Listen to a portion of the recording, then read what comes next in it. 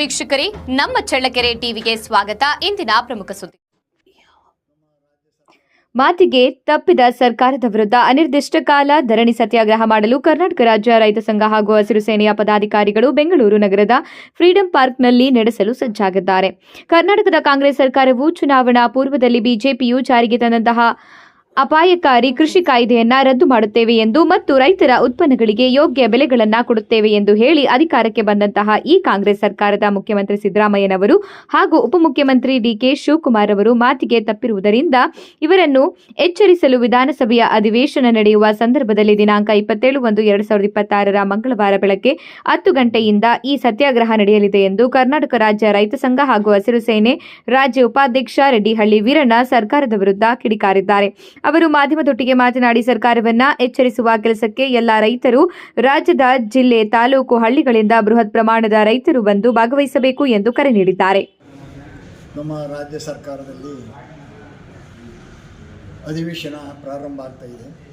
ಆ ಕಾರಣದಿಂದ ಇಡೀ ನಮ್ಮ ರಾಜ್ಯದ ರಾಜ್ಯದಲ್ಲಿ ಆಡಳಿತ ಇರತಕ್ಕಂಥ ಸರ್ಕಾರ ರೈತರಿಗೆ ಕೊಟ್ಟಂಥ ಮಾತುಗಳನ್ನು ತಪ್ಪಿಸ್ಕೊಂಡು ಇದುವರೆಗೂ ನಮ್ಮ 3 ಕೃಷಿ ಕಾಯ್ದೆಗಳನ್ನು ವಾಪಸ್ ತೆಗಿತೀವಿ ಅಂತ ಹೇಳಿದ ಕಾರಣ ಇದುವರೆಗೂ ವಾಪಸ್ ತೆಗೆದಿಲ್ಲ.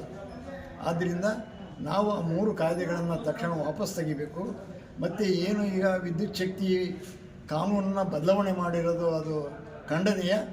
ಆ ಕಾನೂನನ್ನು ರದ್ದು ಮಾಡಿ ಈಗ ಯಥಾಸ್ಥಿತಿ ಒಳಗಡೆ ಏನು ಕರೆಂಟ್ ಇದೆಯೋ ಅದನ್ನೇ ಕೊಡಬೇಕು.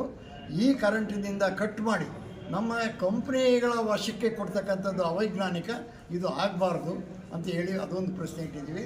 ಈಗ ಏನು ರಾಜ್ಯಾದ್ಯಂತ ಬೆಳೆ ನಷ್ಟ, ಅತಿವೃಷ್ಟಿ, ಅನಾವೃಷ್ಟಿಗಳಾಗಿರೋದ್ರಿಂದ ಭಾಳಷ್ಟು ಇನ್ನೂ ಪರಿಹಾರಗಳೇ ಬಂದಿಲ್ಲ. ಇದನ್ನು ಬಾಯಿ ಬಿಡ್ತಾ ಇದ್ದಾರೆ ಜನ.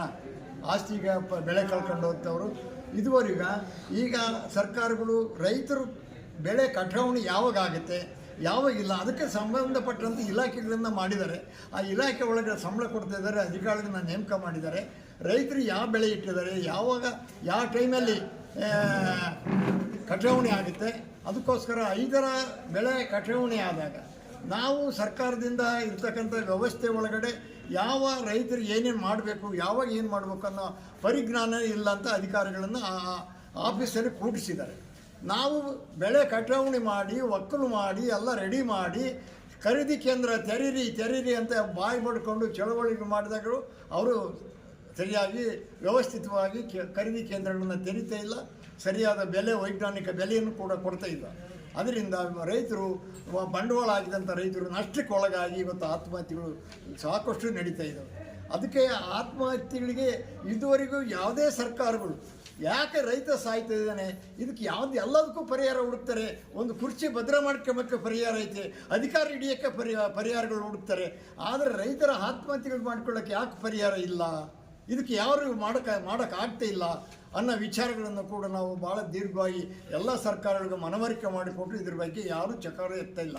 ಅದಕ್ಕೋಸ್ಕರನೇ ಭಾರತ ಸರ್ಕಾರ ಇದ್ದಾಗ ಇದು ರೈತರ ಆತ್ಮಹತ್ಯೆಗಳಿಗೆ ಏನು ಪರಿಹಾರ ಕಂಡುಹಿಡ್ಕೋಬೇಕು ಅಂತೇಳಿ ಒಂದು ಸ್ವಾಮಿನಾಥನ್ ವರದಿಯನ್ನು, ಸ್ವಾಮಿನಾಥನ್ ಅವರು ಕೃಷಿ ವಿಜ್ಞಾನಿಗಳು, ಕೃಷಿ ಆಯೋಗದ ಅಧ್ಯಕ್ಷರು ಕೂಡ ಆಗಿದ್ದರಿಂದ ಅವರಿಗೆ ಒಂದು ಜವಾಬ್ದಾರಿಯನ್ನು ಕೊಟ್ಟಿತ್ತು ಸರ್ಕಾರ, ಭಾರತ ಸರ್ಕಾರ.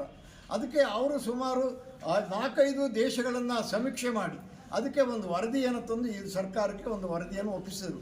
ರೈತರ ಆತ್ಮಹತ್ಯೆ ತಡೆ ಹಿಡಿಯೋಕ್ಕೆ ಇದೊಂದೇ ಮಾರ್ಗ, ಈ ಮಾರ್ಗ ಬಿಟ್ಟರೆ ಏನೂ ಮಾಡೋಕ್ಕಾಗಲ್ಲ ಅಂತ ಹೇಳ್ಬಿಟ್ಟು C2+50 ಅಂತ ಹೇಳಿಬಿಟ್ಟು ಒಟ್ಟು 12 ಅಜೆಂಡಾಗಳನ್ನು ಮಾಡಿ ಸರ್ಕಾರಕ್ಕೆ ನಾಳೆ ವಿಧಾನಸೌಧ ಒಳಗಡೆ ನಡೀತಕ್ಕಂಥ ಅಧಿವೇಶನಕ್ಕೆ 12 ಪ್ರಸ್ತಾವನೆಗಳನ್ನು ಸಲ್ಲಿಸಿ ಇದು ತಕ್ಷಣ ರೈತರಿಗೆ ಈಡೇರಬೇಕು, ಈ ಚಳುವಳಿಯನ್ನು ನಾವು ಮುಂದುವರಿಸ್ತೀವಿ ಅಂತ ಹೇಳ್ಬಿಟ್ಟು ಅನಿರ್ದಿಷ್ಟ ಚಳುವಳಿಯನ್ನು ಹಾಕ್ಕೊಂಡಿದ್ದೀವಿ.